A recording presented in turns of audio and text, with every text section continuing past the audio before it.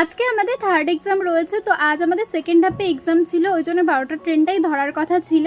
আর সেরকম আমরা চলেও আসি স্টেশনে। আর স্টেশনে আসার পরে হুট করে এমন হাওয়া শুরু হয়, হাওয়াটা না খুব ভালো লাগছিল, বাট মনে হচ্ছিল বৃষ্টি হবে। পরে বৃষ্টিও হয়েছিল। আর এই বন্ধুটার সাথে অনেক দিন পর আমাদের দেখা হলো। তো যাই হোক, কিছু একটা বলছিল, তো তারপরে ট্রেনটা চলে আসে। আর ট্রেন আসার সময় আমি ভাবছি মনে হয় আজকে সিট পাবো না, কিন্তু ভালোভাবেই আজকে আমি সিট পেয়ে, পুরো জানলার পাশে সিট পেয়ে বসে আরামসে চলে এসেছি। তো ট্রেনে ওঠার পরে দুই বান্ধবী গল্প করতে করতে চলে আসি সোজা রানাঘাট স্টেশনে। আর রানাঘাটে আসার পরে আরও যারা ছিল তাদেরকে খুঁজছিলাম। তো তারপরে সোজা চলে এসেছিলাম কলেজে। আর কলেজে আসার পরে একদম এক্সাম দিতে শুরু করে দিই। এক্সাম দেওয়ার পরে একবারে বেরিয়ে তোমাদের সাথে কথা বলছি। কিরে, পরীক্ষা কেমন দিলি একটু জানিয়ে যা আমাদের দর্শক। খুবই ভালো হয়েছে তোর পরীক্ষা, সবই আমার দেখে দেখে লিখেছিস। আমার দেখে দেখে লিখে তুই পুরো 100-এ 100 পাবি। 100 পাবি তুই।